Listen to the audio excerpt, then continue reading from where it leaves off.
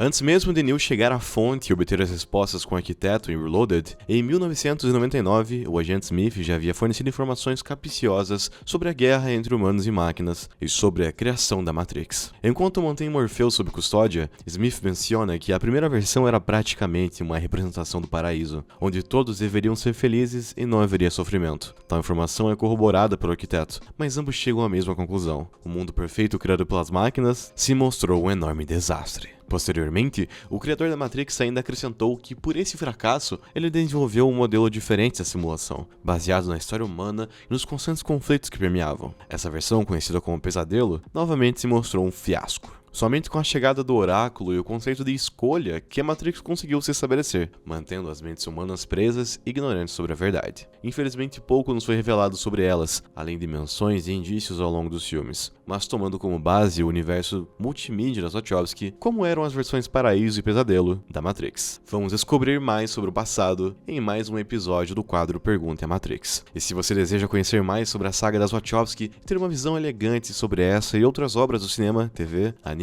e muito mais, considere se inscrever no canal, compartilhar o conteúdo e ativar o sino das notificações, para ficar informado sempre que lançarmos novos vídeos. No primeiro capítulo da saga, vemos o clímax se desenrolar após o sequestro de Morpheus pelos agentes. O objetivo deles era obter as chaves e acesso a Zion, informação essa conferida apenas aos capitães e líderes da resistência, o que seria essencial para as máquinas invadirem a última cidade humana, finalizando a guerra com um golpe só. Para isso, os agentes colocavam Morpheus sob interrogatório, mas de uma forma pouco convencional, pois eles não submetem a vítima a torturas físicas ou psicológicas. Na verdade, vemos apenas ele injetando um líquido transparente no pescoço de Morpheus, possivelmente um tipo de soro da verdade, que, conforme informado por Tank, mudaria o padrão cerebral para torná-lo mais suscetível a falar. Enquanto o processo é feito, o agente Smith inicia um monólogo, expressando seu descontentamento e desprezo pela raça humana, ao ponto de não considerá-los como mamíferos, mas sim como um tipo de vírus que se dissemina rapidamente e corrompe tudo ao seu redor. É nesse discurso também que uma das principais informações sobre a história do passado é revelada, que a primeira Matrix foi criada para ser um lugar perfeito, onde os seres humanos viveriam felizes, desconhecendo o sofrimento e a terrível verdade que destruiu o mundo real. Posteriormente, Smith afirma que esse mundo utópico foi amplamente rejeitado pelos seres humanos, ao ponto de vários deles terem morrido no processo, ou como dito por ele, que as máquinas perderam colheitas inteiras. Essa informação retorna em Reloaded, com o arquiteto revelando a Neo que seu primeiro design para Matrix era uma obra de arte sem falhas, sublime, e que tamanha conquista era equiparável apenas ao seu monumental fracasso. Tomando então como base as falas de ambos os personagens, deduz-se que a primeira versão da Matrix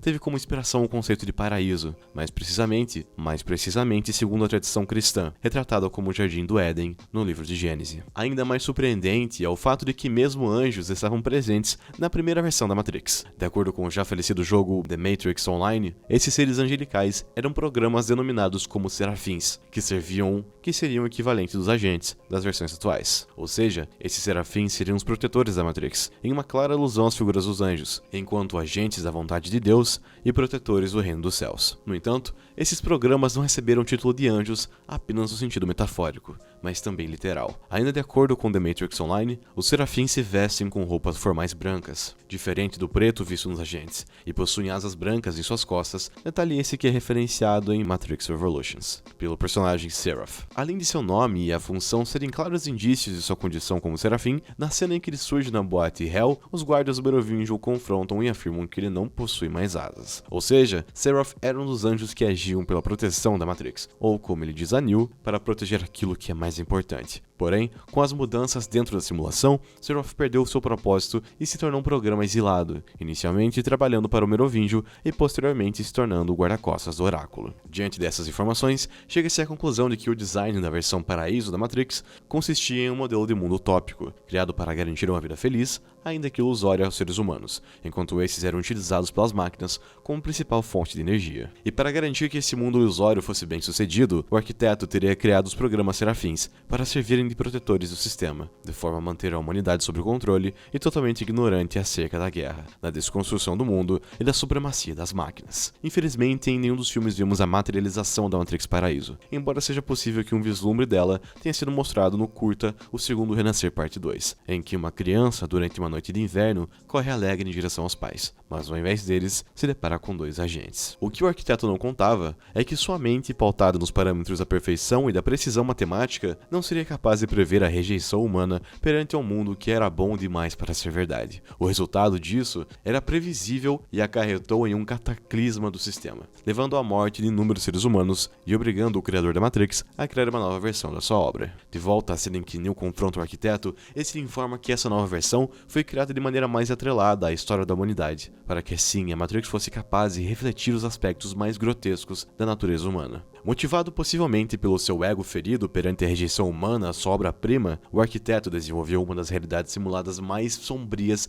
e inóspitas já concebidas, a Matrix Pesadelo. Embora esse termo tenha sido dado pelos fãs e teóricos, é possível ver indícios dessa realidade em diálogos não só do arquiteto, mas de outros personagens como Oráculo, Merovingio e Perséfone. O que se sabe de certeza é que a versão Pesadelo seria bastante semelhante à própria realidade, mas um estado constante de guerra, violência e morte, como é possível ver nas cenas mostradas na sala do arquiteto, envolvendo torturas, líderes autoritários, conflitos armados e vítimas civis. Para o criador da Matrix, no entanto, ele ainda não estava satisfeito. Conforme visto na cena em Reloaded, os servos do Merovingio são programas que se assemelham a vampiros e que, como dito por Perséfone, são extremamente difíceis de eliminar, e ele só consegue acabar com um deles usando uma arma com balas de prata. Além disso, Oráculo havia informado a Neo que todas as histórias acerca de vampiros, lobisomens e alienígenas eram um resultado do sistema assimilando um programa, fazendo algo que não devia. Essa fala parece traduzir os atos do Merovingio dentro da Matrix. Ele, que é dito como um dos programas mais antigos da simulação e que trouxe uma das principais soluções efetivas para seu funcionamento, a causalidade. Considerando então a sua importância e que só viria a ser questionada com o surgimento do Oráculo, pode-se concluir que o arquiteto havia criado o Merovingio para aplicar a causa e efeito da Matrix Pesadelo, e que esse teria se utilizado dessa ideia não só por meio do contexto histórico da humanidade, marcado pela guerra e sofrimento, mas também pelos seus medos mais profundos envolvendo o misticismo e o sobrenatural. Dessa forma, o Merovingio criou semelhantes a vampiros, e talvez até outras criaturas como já citados lobisomens e alienígenas, para povoarem a segunda versão da Matrix, de forma a aterrorizar ainda mais os seres humanos, como efeito por terem negado o paraíso da obra de seu criador. Um indício desse conceito na saga pode ser visto no game The Matrix Path of Neo, onde um dos antagonistas é o líder dos vampiros, que trabalha para o Merovingio. Como era de se esperar, mais uma vez, o arquiteto se deparou com um fracasso, e a sua versão caótica da Matrix foi rejeitada pela humanidade. No fim, ele percebe que a solução qual buscava requer uma mente menos lógica e mais próxima da maneira como os seres humanos vivem, sentem e pensam. Eis que surge o Oráculo, um programa em forma de mulher idosa,